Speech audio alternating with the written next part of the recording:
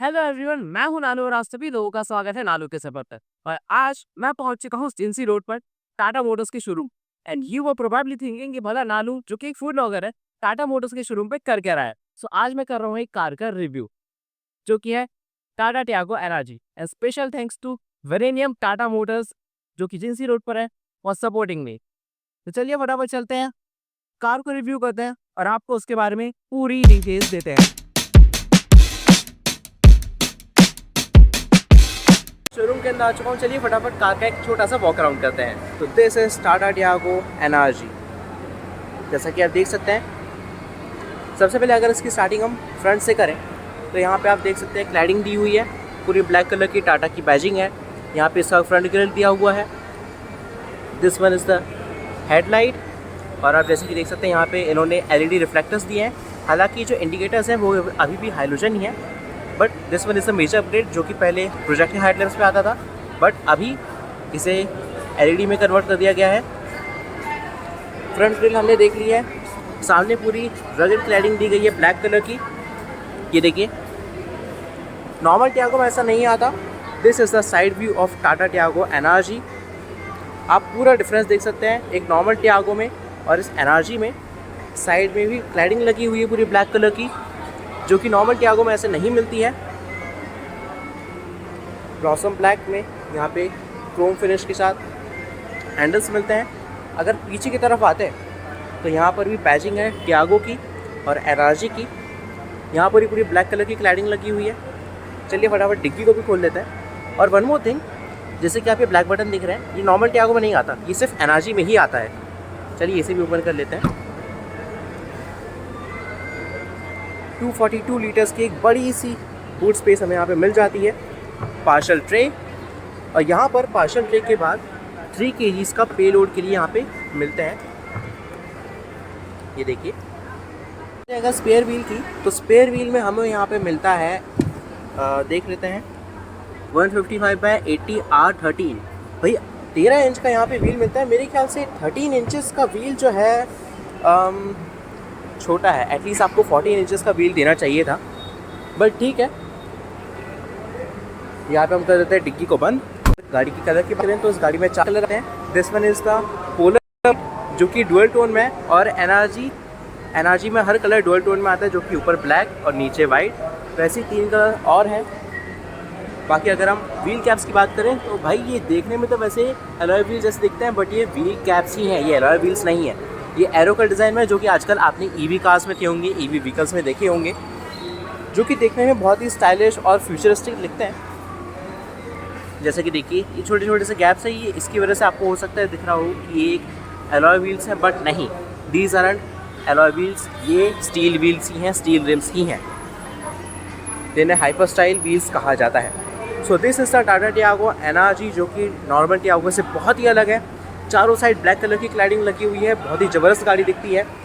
अगर आप एक ऐसी छोटी सी गाड़ी देख रहे हैं जो कि आपके बजट में आ जाए, रगड व्हीकल हो, और आप इसे कहीं पे ऑफ रोड में लेके जा सकें, और आपको ऐसा ना लगे कि भाई कहीं स्क्रैचेस वगैरह ना आ जाए या फिर कोई कुछ प्रॉब्लम ना आ जाए, जिससे आप छोटी मोटी ऑफ रोड के लिए लेके जा सकते हो, so this car is best for you. जो कि बजट में भी आती है, छोटी सी कार है, रगड व्हीकल है, अच्छा लुक प्रोवाइड करती है, और नॉर्मल टियागो से तो एकदम ही हट के दिखती है।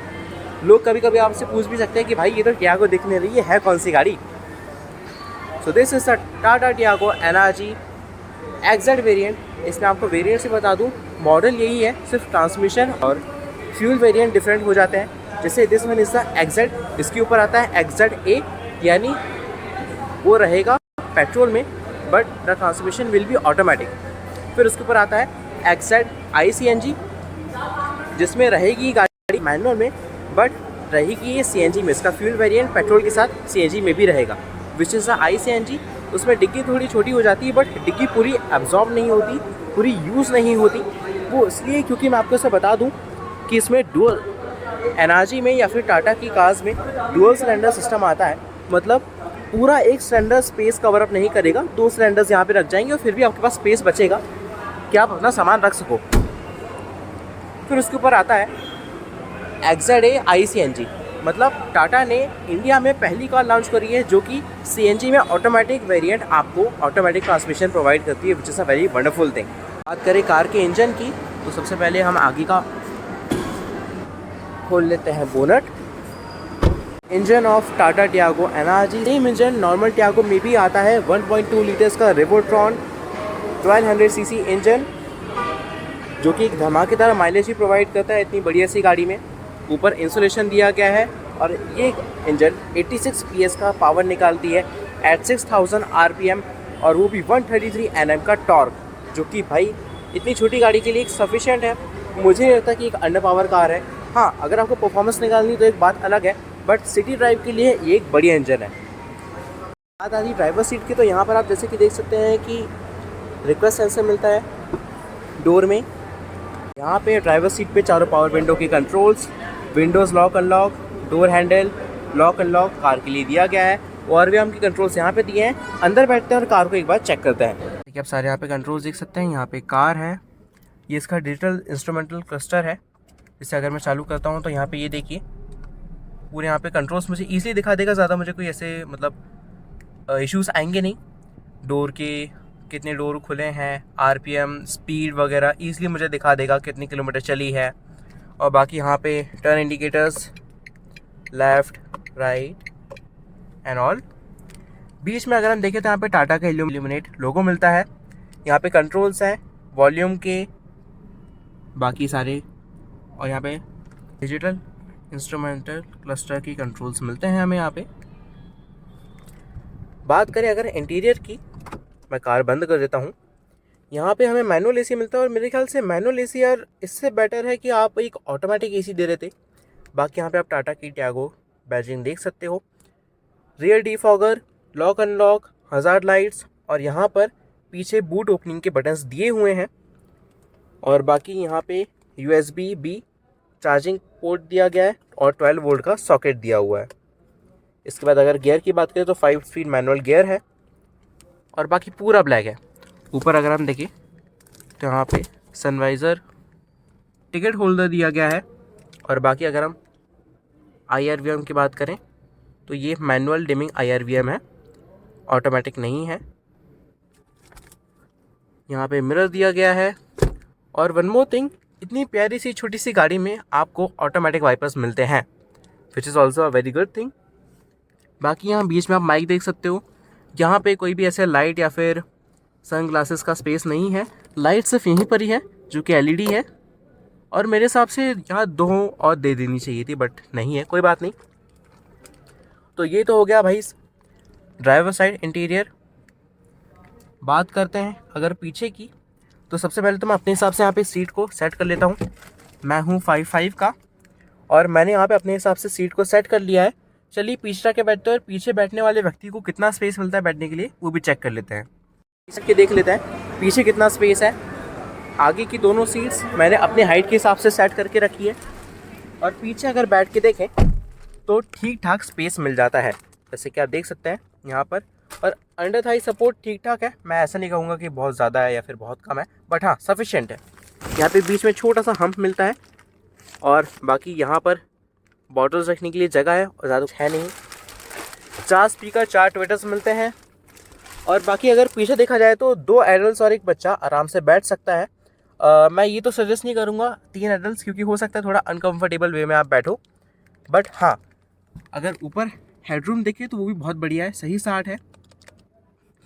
बाकी अगर देखा जाए तो 5 लोगों के हिसाब से ये ठीक ठाक गाड़ी है। इंटीरियर पूरा ब्लैक में, जैसे कि आप देख सकते हो सीट से लेके यहाँ पे पूरा हार्ड प्लास्टिक है, ये पूरा हार्ड है। यहाँ पे डोर हैंडल्स, लॉक अनलॉक, ऊपर हैंडल दिया हुआ है, पावर विंडोज़ ऊपर नीचे के लिए, यहाँ पे ट्विटर्स है। And one more thing, this one is the top model और जिसमें आपको ट्विटर्स मिलते हैं 4 और 4 स्पीकर्स मिलते हैं, मतलब टोटल 8 स्पीकर्स आपको मिलते हैं।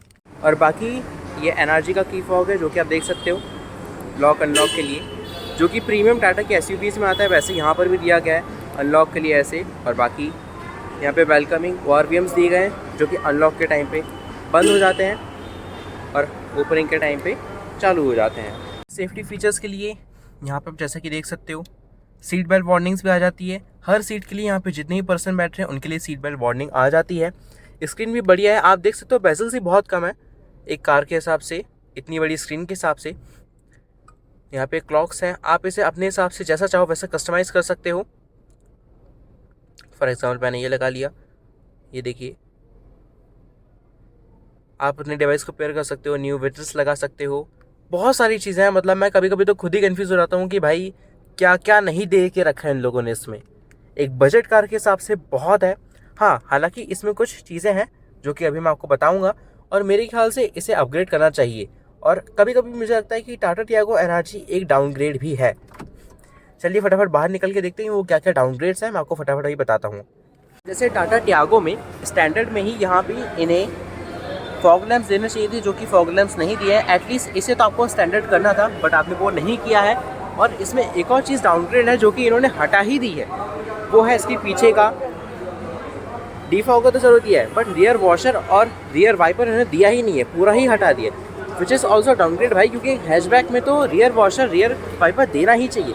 चलो ठीक है, फ्रंट में तो ठीक ही है, आपने वहाँ पे ऑटोमेटिक वाइपर्स भी दिए हैं, but this is a downgrade. क्योंकि पिछली वाली टियागो एनर्जी में उन्होंने गाड़ी में क्रूज़ कंट्रोल भी आता था, उसे क्रूज़ कंट्रोल को भी हटा दिया है। जैसे कि अब यहाँ मैं आपको दिखा देता हूँ, यहाँ पर ये देखिए क्रूज़ कंट्रोल, यहाँ पे क्रूज़ कंट्रोल हुआ करता था, वो भी हटा दिया है इन्होंने।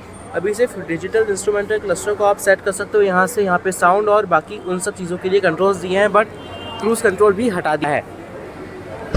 तो भाई जैसे तो अपग्रेड्स दिए हैं, जैसे ये LED हेडलैम्प वगैरह, ये तो बहुत बढ़िया चीज़ है, बट कुछ चीज़ें इन्होंने डाउनग्रेड करी है जो कि मुझे ठीक नहीं लगती। और भाई एटलीस्ट फॉग लैंप्स तो एसेंशियल्स थे, रियर वाइपर एसेंशियल था, रियर वॉशर एसेंशियल था, जो कि उन्होंने हटा दिया। ये कुछ 3-4 चीज़ें थी जो इन्हें लगानी थी, जो इन्हें नहीं लगाई। हालांकि आप लगवा सकते हो यहाँ पे। जैसे ये जो कार है, ये मेरे फादर इसे परचेज़ कर रहे हैं, टाटा टियागो एनर्जी, और इसे ही मैं आज रिव्यू कर रहा हूँ, जिसमें हमने फॉग लैंप्स भी लगवाया है फ्रॉम टाटा जेन्युइन एसेसरीज़, और मैटिंग जो कि मैंने टाटा जेन्युइन एसेसरीज से ही परचेज़ किया है। बट दिस आर एसेंशियल्स, इसे लगाना ज़रूरी था। इसे आपने क्यों हटाया मुझे नहीं पता, प्रोबेबली कॉस्ट कटिंग की वजह से, और मेरे ख्याल से ऐसी चीज़ों में कॉस्ट कटिंग करना ठीक नहीं था।